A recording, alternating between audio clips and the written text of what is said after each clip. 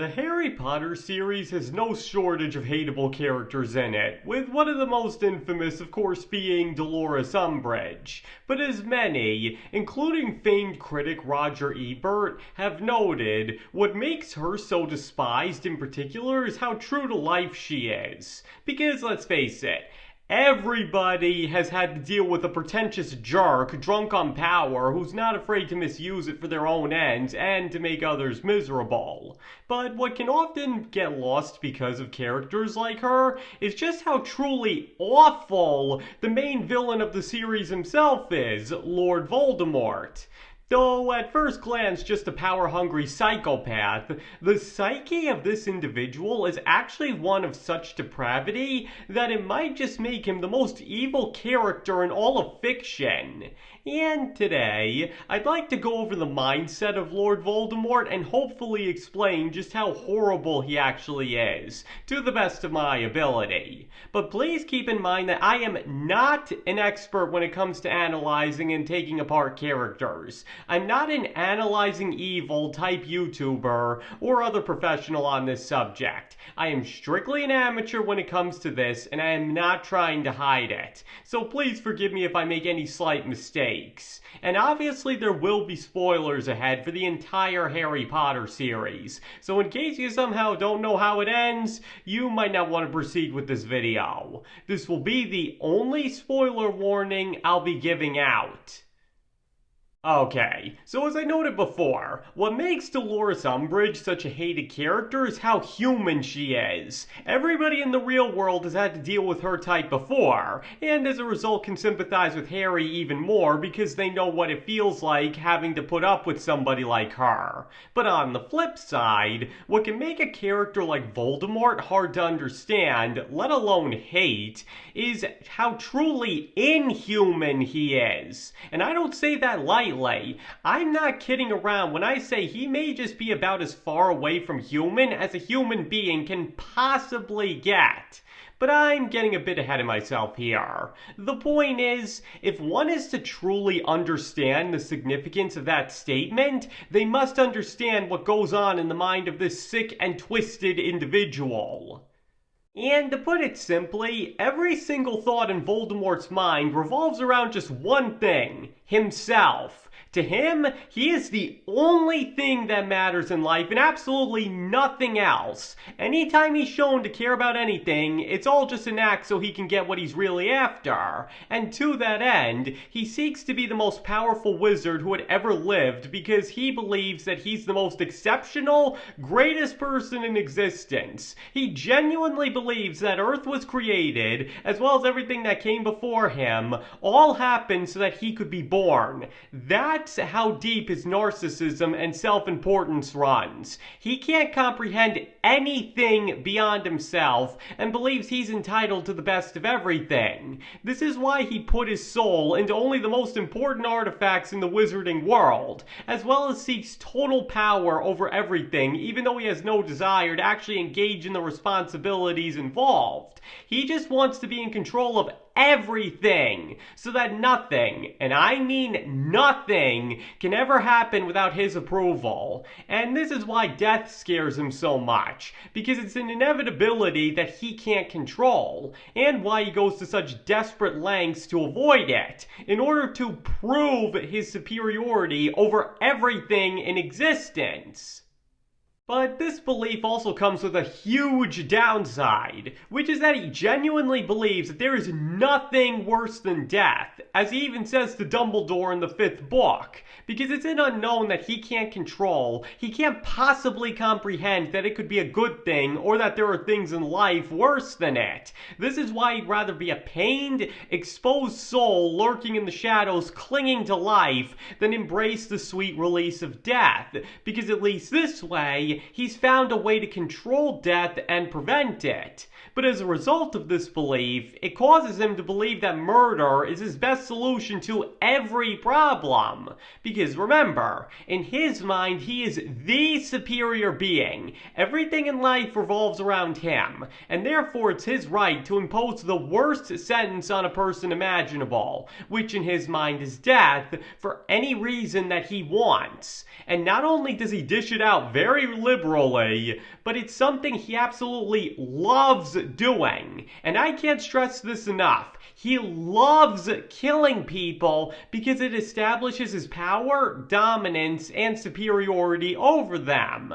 And that's why Dumbledore and Harry Potter scare him so much, because they are the two people he can't kill and therefore control absolutely. As a result of that mindset, this causes him to kill people even when he could just as easily deal with them in a much less lethal way and still accomplish his goal all the same. In fact, his bloodlust is ultimately what leads to his downfall, as he could have simply forced Lily Potter out of the way with no effort, but his need to kill is just so strong that he couldn't help himself, which is what ultimately shields Harry and eventually leads to his final defeat.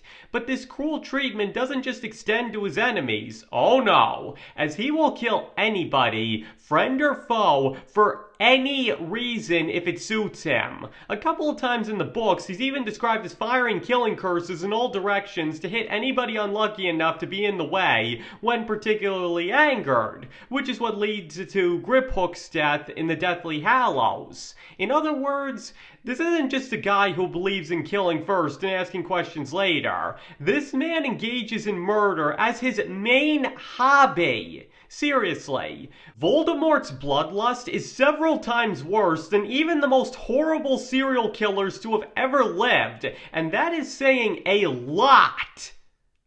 And what makes this even worse is that in Voldemort's head, other people exist only for him to either kill or to serve him, because he honestly, truly hates everybody else in existence, which is why it's so easy for him to kill. So in order for him to tolerate anybody, he must make them extensions of himself, his followers who will obey and worship him as he desires the whole world to. But even then, the only people truly exempt from being killed are those who serve him exceptionally well, which is the reason he doesn't kill Snape with the killing curse. In his mind, he served him so well that he couldn't finish him off the conventional way, even if he didn't have any qualms about doing it. Now, obviously you might be thinking that such mistreatment of those who serve him isn't exactly smart, and this is actually shown multiple times as his allies at various points turn on him for fear of facing his wrath. But that's also part of what makes Voldemort so terrible. He wants his followers to be terrified of him. He doesn't want love. He doesn't want respect. He wants everybody, friend and foe, so scared of him that they'll follow him and do what he says out of blind fear alone.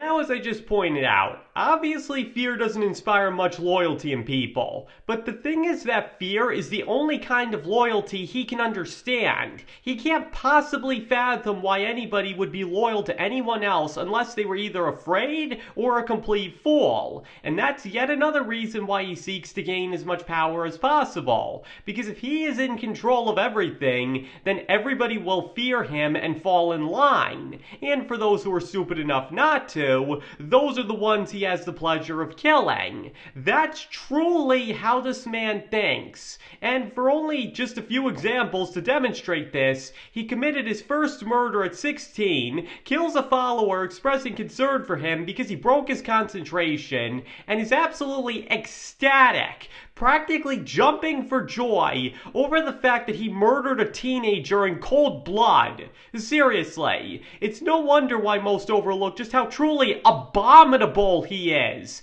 His mindset is so alien that many would have a hard time even comprehending that a person could think that way. Even some of the most evil villains in cinema have more humanity in them than that. But that's exactly what Voldemort is, a person who doesn't even know what it means to be human. Now, some have noted that his splitting his soul up into 7 pieces, as well as all the indiscriminate killing he does that in the Harry Potter universe also damages the soul, is partially to blame for some of his more extreme deeds, as whatever sanity he may have had went out the window due to tearing his very being apart.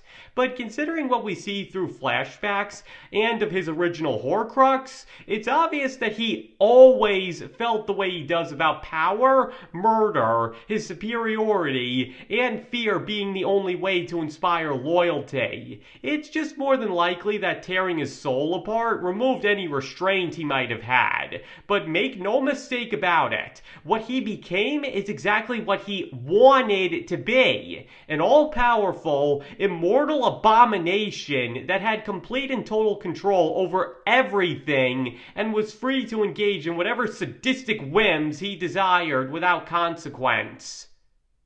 What I'm getting at here is, Voldemort is basically as close as you can get to a monster with human flesh. He has no morals, no capacity for love, and no restraint. As far as he's concerned, other people only exist for him to either control or kill, and the only thing that matters in life is himself.